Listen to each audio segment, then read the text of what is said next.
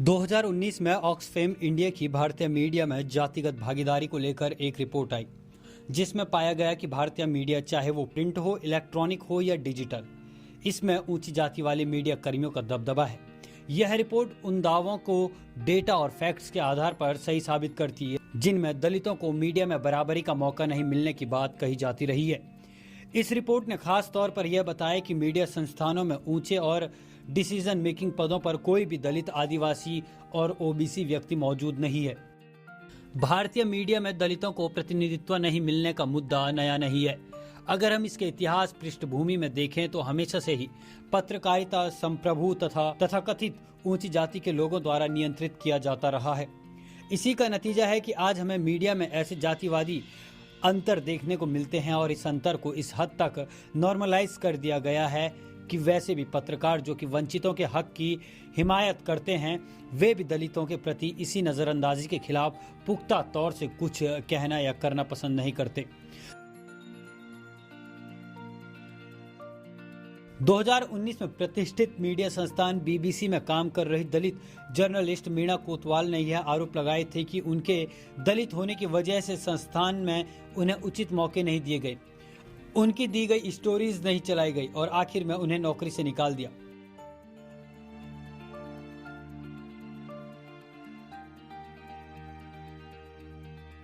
जातिगत भेदभाव के आरोप की यह इकलौती कहानी नहीं है। एबीपी न्यूज और जी न्यूज जैसे संस्थानों में कार्यरत रहे पत्रकार Sumit Chauhan main stream media में अपनी दलित पहचान के साथ काम करने के तजुर्बे के बारे में बताते हुए कहते हैं कि ज्वाइन करते ही उनके सहकर्मियों ने उनकी जाति की पड़ताल करनी शुरू कर दी थी। एक घटना का जिक्र करते हुए वो बताते हैं कि मेरे सरनेम से अक्सर लोगों को मेरी जाति का पक्का पता नहीं चलता। तो एक दिन मेरे एक कलीग ने बातों बातों में ही मुझसे कहा कि उसके तरफ से कोई छोटी जाति के लोग भी चौहान सरनेम लगाकर खुद को राजपूतों की तरह पेश करते हैं। सुमित आगे बताते हैं कि न्यूज रूम और ऑफिस में उन्होंने कई बार जातीय टिप्पणियों का सामना किया है, जिसकी वजह से किसी दलित कर्मी के लिए काफी अपमानजनक और हतोत्साहित करने वाला माहौल पैदा होता है।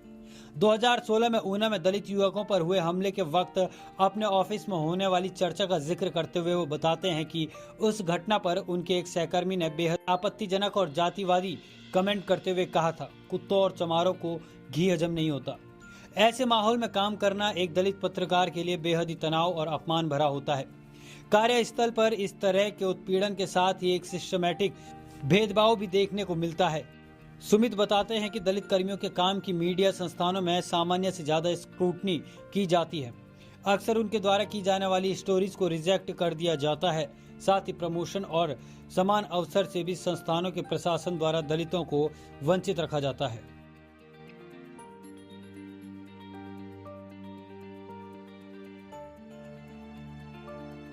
दलित दस्तक के संस्थापक और एडिटर अशोक दास कहते हैं, न्यायपालिका और मीडिया ये दो ऐसे क्षेत्र हैं जहां दलितों का प्रतिनिधित्व शून्य के बराबर है। जो तथाकथित मेन स्ट्रीम मीडिया है, उसके मालिक से लेकर एडिटर तक ब्राह्मण और बनिया समाज से आते हैं।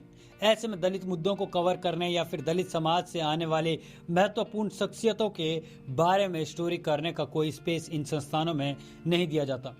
इन मीडिया घरानों में काम करने के अपने तजुर्बे के मार्फत इन संस्थानों की कार्यशैली के बारे में अशोक कहते हैं, जब रोहित वेमुला का प्रकरण सामने आया था तो वह मामला मुझे तब जाकर कवर करने को कहा गया जब सोशल मीडिया द्वारा इसे प्रमुखता से उठाया गया।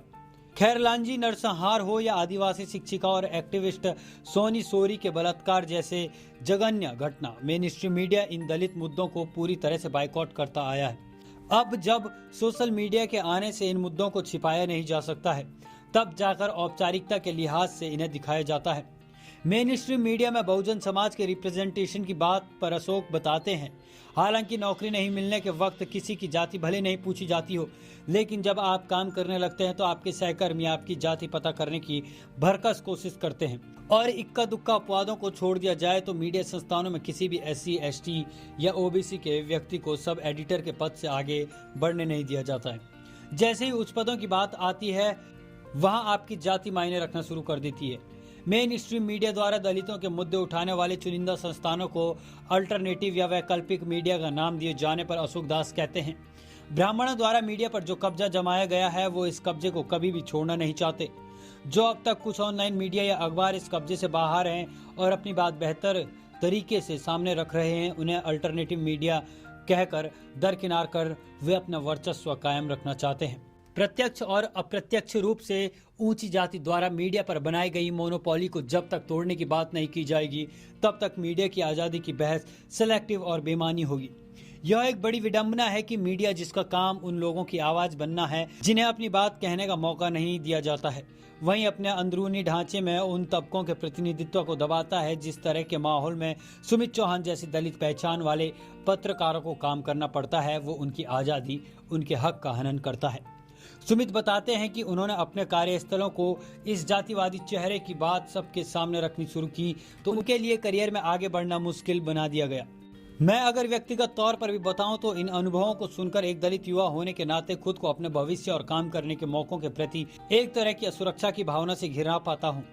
इस तरह की असुरक्षा मेरे मन में यह भी डर पैदा करती है कि ब्राह्मणवादी ताकतों के खिलाफ या फिर दलितों के हक की हिमायत में लिखने की वजह से क्या मेरे लिए मेरे करियर से जुड़ी संभावनाओं पर प्रतिकूल असर पड़ेगा। डॉक्टर अंबेडकर ने पत्रकारिता के बारे में कहा था कि पत्रकारिता अब किसी व्यक्ति को नायक मानने और उसे पूजने में मग्न है। समुदाय का भला करने की नीयत से की जाने वाली पत्रकारिता मौजूद नहीं है।